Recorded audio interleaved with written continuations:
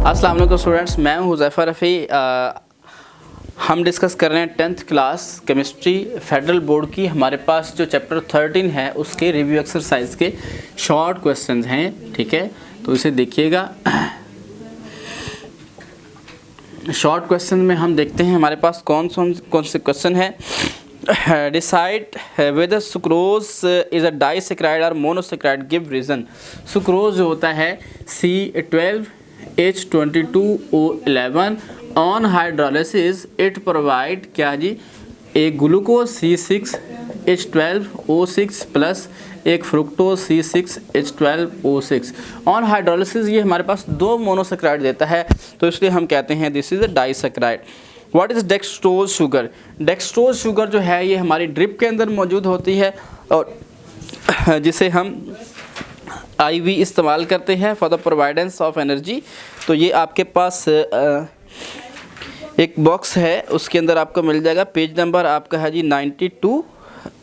5% mass over volume aqueous solution of dextrose is used in a drip. 5% mass over volume solution aqueous solution mean 5 gram of dextrose dissolved in the water to form 100 cm solution. It is intravenously vein के अंदर लगाया जाता है। Given to patient who is severely dehydrated or unable to eat or is not allowed to eat.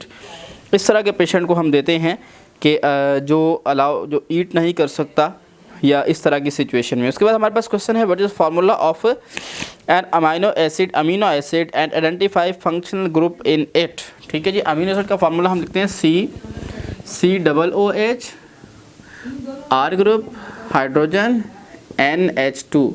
This is amino group. और यहाँ पे आपके पास ये है कार्बोक्सिल ग्रुप, कार्बोक्सिल ग्रुप। ठीक है, ये हमने अमीनो एसिड का फार्मूला बनाया और उसके दो ग्रुप्स आइडेंटिफाई किए हैं। What is peptide bond? Peptide bond क्या होता है जी? दो अमीनो एसिड्स के दरमियान में जो बॉन्ड बनता है, लिंकेज बनता है, उसे हम कहते हैं कि ये पेप्टाइड बॉन्ड है। तो उसे हम देखते हैं ये किस तरह से करके बनता है। यहाँ पे इसको हम C डबल बॉन्ड O और OH मेंशन करते हैं। यहाँ पे हम NH2 of a second amino acid CrHCOOH, ये बिल्कुल एक अमीनो एसिड है। NH2 को इस तरह हमने लिखा है, यहाँ से एलिमिनेशन ऑफ वाटर होगी, वाटर जो है वो एलिमिनेट हो जाएगा, ठीक है, in the form of H2O, और ये जो है ये साथ में अटैच हो जाएगा डायरेक्टली नाइट्रोजन के साथ। This linkage is known as peptide linkage or peptide bond. इसे हम कहेंगे पेप्टाइड बॉन्ड। ठीक है जी, ये हमारे पास पेप्टाइड बॉन्ड हो गया। इसके बाद हमारे पास which compound are include in lipids? Lipids में कौन कौन से कंपाउंड्स मौजूद होते हैं? एक तो है आपके पास लॉन्ग चेन फैटी एसिड्स और दूसरे है जी glycerol. Long chain fatty acid और हमारे पास क्या है जी, glycerol, triol, basically triol, tri hydroxy alcohol, mean that tri hydroxy alcohol. ठीक है जी, ये हमारे पास दो कंपोनेंट इसके अंदर मौजूद होते हैं। What is the function of DNA? DNA का फंक्शन क्या होता है? DNA इज एन हेरिडिटरी, जो है उसका फंक्शन होता है बॉडी के अंदर, it provide all the necessary information to synthesize all protein in the cell. और इसके अलावा क्या है जी, तमाम किस्म की प्रोटीन्स और तमाम किस्म के जो सेल के अंदर फंक्शन चल रहे होते हैं उनको कंट्रोल करता है DNA। और इसके अलावा it is a hereditary material, वरासती, मतलब एक जानदार से दूसरे जानदार में जो कैरेक्टरिस्टिक को ट्रांसफ़र करना है वो भी काम है DNA का। इसके बाद हम बात करें distinguish between mono, di and trisaccharide, give example. Monosaccharide में आपके पास जो है ये शुगर वाला टॉपिक आ जाता है। मैं पेज नंबर मेंशन कर रहा हूँ। आपके पास जो है पेज नंबर 91 पे मोनोसैकराइड कंप्लीट डिस्कशन है, because it is a long question और कंप्लीट डिस्कशन में हम नहीं जा सकते। यहाँ पे 92 पेज पे ओलिगोसैकराइड है और 93 पेज पे पॉलीसैकराइड है, तो यहाँ से आप इनकी कंप्लीट डिस्क्रिप्शन उठा सकते हैं। डाइसेक्राइड का मतलब होता है जिसमें 2 मतलब सुक्रोज वगैरह।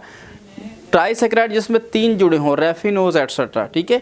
Describe bonding in protein molecule, अभी हमने पेप्टाइड बॉन्ड की जो है डिस्कशन की है, वो बॉन्डिंग इन प्रोटीन वही होती है, पेप्टाइड बॉन्ड ही होता है।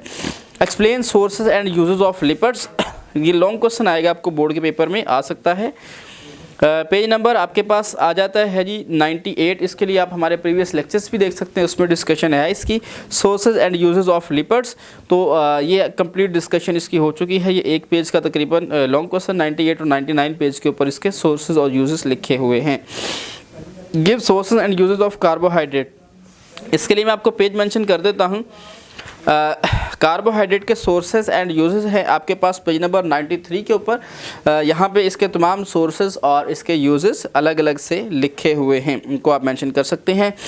Differentiate between fat and oil, fat और ऑयल में आपने डिफरेंस करना है। फैट एंड ऑयल, ये आपके पास 2 कैटेगरीज हैं। Fats are saturated, oils are unsaturated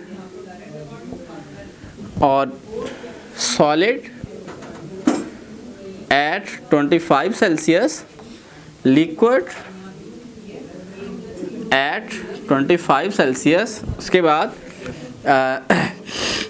obtain from mostly from animals, sources के क्या है जी एनिमल्स, इसके सोर्सेज क्या है जी प्लांट्स, ठीक है जी। ये हम इसके डिफरेंशिएट कर लेते हैं। इसमें सैचुरेटेड फैटी एसिड होते हैं, इसमें अनसैचुरेटेड फैटी एसिड्स होते हैं, ठीक है।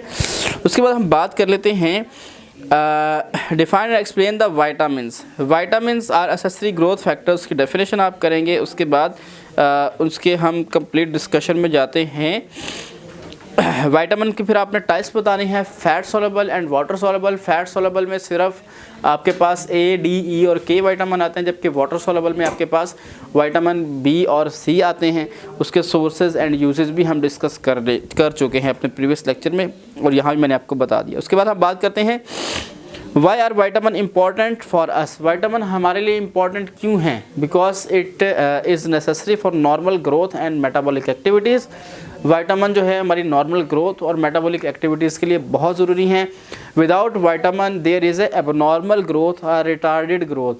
रिटार्डेड का मतलब रुकी हुई या दबी हुई, स्टंटेड ग्रोथ होती है, ठीक है। Describe the importance of nucleic acid. Nucleic acid की इम्पॉर्टेंस आपने बतानी है। डीऑक्सी राइबो न्यूक्लिक एसिड और राइबो न्यूक्लिक एसिड, इसमें डीएनए भी आ जाता है और आरएनए भी आ जाता है। डीऑक्सी ऑक्सीजन के बगैर राइबोस शुगर है और न्यूक्लिक एसिड उसके अंदर है, और ribose nucleic acid ribose sugar है, साथ उसके न्यूक्लिक एसिड मौजूद है। एक डीएनए होता है जो बेसिक लाइफ मटेरियल है, एक आरएनए होता है जो डीएनए के साथ असिस्ट करता है और प्रोटीन बनाने का काम करता है। उसके बाद हम बात कर लेते हैं explain why agricultural at nutritional science are vital. कि एग्रीकल्चरल और न्यूट्रिशनल साइंसेज वाइटल मतलब ख़ास क्यों हैं? एग्रीकल्चरल इसलिए ख़ास हैं because they provide us food. जो हमने खाना है वो एग्रीकल्चर से ही हम हासिल करते हैं। इवन के जो एनिमल्स हैं they can feed on agriculture, वो एग्रीकल्चर के ऊपर मतलब प्लांट्स और इस तरह की चीज़ों पर ही फीड करते हैं। Ultimately we are depend upon plants, ठीक है। तो एग्रीकल्चर में फूड प्रोडक्शन को बढ़ाना, अच्छी क्वालिटी की फूड देना, ये हमारी एक बेसिक नीड है। उसके बाद हम बात करते हैं न्यूट्रिशनल। न्यूट्रिशनल का मतलब ये है कि अगर हमें कोई भी डिजीज़ होती है ऑब्वियसली वो हमारे स्टमक के ज़रिए होती है। मतलब कोई ना कोई हम चीज़ ज़्यादा इस्तेमाल कर रहे हैं या किसी न किसी चीज़ की कमी है। इन दोनों कंडीशन में जो न्यूट्रिशनिस्ट है, जो न्यूट्रिशन का स्पेशलिस्ट है, वो हमें बताता है कि किस चीज़ की आप में डेफिशिएंसी है, टेस्ट करता है, उसके अकॉर्डिंग हमें न्यूट्रिशन प्रोवाइड करता है। These both branches of science are have equally importance, बहुत इंपॉर्टेंस है हमारी लाइफ के अंदर इनके, ठीक है जी। Explain hydrogenation of vegetable oil. Vegetable oil की हाइड्रोजिनेशन हम किस तरह करते हैं? हम यहाँ पे ऑयल लेते हैं प्लस हाइड्रोजन, निकल कैटालिस्ट 250 to 300 सेल्सियस टेम्परेचर, और ये ऑयल की बजाय बन जाता है घी। वेजिटेबल ऑयल की बजाय वेजिटेबल ऑयल रूम टेम्परेचर पर लिक्विड होता है, वेजिटेबल घी रूम टेम्परेचर पर सॉलिड होता है। बेसिकली इसमें जो अनसैचुरेशन होती है उसमें हम हाइड्रोजन ऐड कर रहे हैं, जहाँ पे भी डबल बॉन्ड होगा वहाँ पे हाइड्रोजन ऐड हो जाएगी। ठीक है जी। इसके बाद हम बात कर लेते हैं list commercial uses of enzyme. Enzyme commercially बहुत ज़्यादा इस्तेमाल होते हैं। हम बात कर लेते हैं एंजाइम की। हमारे पास जो सुक्रोज़ एंजाइम है, सुक्रोज़, हाँ जी, और इसी तरह हमारे पास जो अमाइलेज एंजाइम है वो ज़्यादा इस्तेमाल होता है फूड प्रोडक्शन में, जो आपकी बेकरी आइटम्स हैं उनको स्वीटनर बनाने के लिए और उनके अंदर कार्बन डाइऑक्साइड बबल्स को बनाने के लिए। इसके अलावा यीस्ट इस्तेमाल होते हैं, फंजाई इस्तेमाल होती है। ये सब चीज़ें जितनी आपकी बेकरी आइटम्स हैं, मीन दैट इसके अंदर आपके पास ब्रेड है, बिस्किट हैं, शवारमा ब्रेड है, पिज़्ज़ा है, each and everything which we buy from the market and eat, these are included in the fermentation process, may be used in enzyme is used in this process. Actually the uses of dextrose in a drip, dextrose का drip में use हमने पीछे भी पढ़ा है, आपको बताया भी है। तो उसको हम एज अ ड्रिप इस्तेमाल करते हैं जब पेशेंट के अंदर एबिलिटी नहीं है कि वो कुछ खा सके, ठीक है, तो उसे हम एज अ एनर्जी और ये डिहाइड्रेशन को कंप्लीट करने के लिए हम इस्तेमाल करते हैं। Separate water soluble vitamin from the following, vitamin C and vitamin B are fats water soluble, बाकी विटामिन ए और विटामिन ई जो है ये फैट सॉल्युबल विटामिन है। ठीक है जी बच्चे, ये थी हमारी एक्सरसाइज। तो वीडियो देखने के लिए बहुत ज़्यादा शुक्रिया। तो अपना ख्याल रखिएगा, अपनी राय से हमें ज़रूर आगाह कीजिएगा। तो आज के लिए इतना ही, अल्लाह हाफिज़।